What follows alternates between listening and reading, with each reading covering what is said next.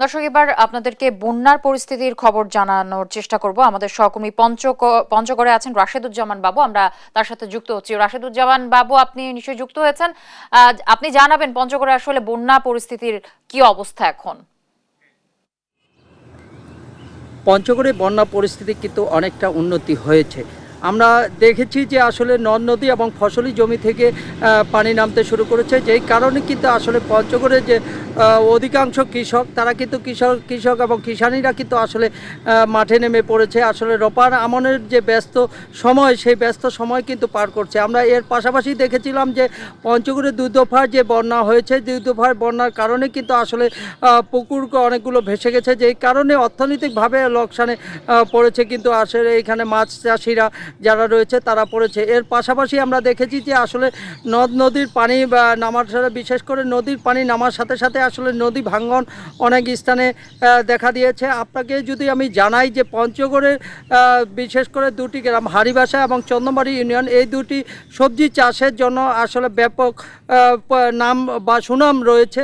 আমরা দেখেছি যে আসলে সারা বছরেই সেই দুই ইউনিয়নে আসলে সবজি চাষ হয়ে থাকে, কিন্তু আমরা এইবারে দুই দফা যে বন্যা রয়েছে সেটা মানে প্রতিনিয়ত বন্যা বৃষ্টি হওয়ার কারণেই আমরা দেখেছি যে আসলে সেসব সবজিগুলো এবং শাকগুলো কিন্তু আসলে নষ্ট হয়ে গেছে। আমরা কৃষকরা কথা বলেছি, কৃষকরা আমাকে জানিয়েছে যে আসলে শাক সবজি এবারে স্প্রে করা যায়নি, যেই কারণে কিন্তু শাক সবজি নষ্ট হয়েছে। এবং নদীর যে ভাঙন রোধে আমরা কথা বলেছিলাম পানি উন্নয়ন বোর্ডের সাথে। পানি উন্নয়ন বোর্ডের নির্বাহী পরিচালক আমাকে জানিয়েছে যে আসলে বর্ষা শেষ হলে এসব নদী ভাঙ্গন এলাকায় কিন্তু আসলে নতুন করে সংস্কার করা হবে বা ব্লক বা জিও ব্যাগ দিয়ে সেগুলো রক্ষণাবেক্ষণ করা হবে বলে এরকম জানিয়েছে।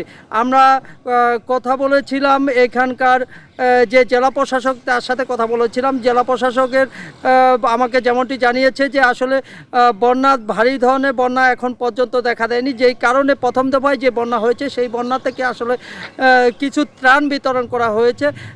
আবার যদি কোনো রকম আশঙ্কা দেখা দেয় বা কোনো রকম দুর্যোগ আসে, সেই ক্ষেত্রে কিন্তু আসলে সেই ত্রাণ এবং শুকনো খাবার এবং তাদের পুনর্বাসনের জন্য যে ব্যবস্থা করার দরকার সেটি করবে। আমরা দেখেছি আসলে প্রথম দফার বন্যায় যে স্থানীয় পঞ্চগড় ১ আসনের এমপি নাইমুজ্জামান ভূঁইয়া, তিনি কিন্তু আসলে পৌর এলাকায় ত্রাণ বিতরণ করেছে। অর্থাৎ যতই সময় যাচ্ছে ততই কিন্তু একদিকে কৃষকরা কিন্তু উদ্বিগ্ন হয়ে আছে যে আবার কোনো রকম যে বন্যার পরিস্থিতি দাঁড় হয় নাকি, এরকম একটি অবস্থা কিন্তু আসলে তারা আশঙ্কায় রয়েছে, যেই কারণে অনেকেই কিন্তু এখনও রোপা আমন লাগাতে পারেনি। এই ছিল পঞ্চগড় থেকে আমার কাছে সর্বশেষ সংবাদ। পঞ্চগড় থেকে বন্যার পরিস্থিতির খবরাখবর জানাচ্ছিলেন আমাদের সহকর্মী রাশেদুজ্জামান বাবু।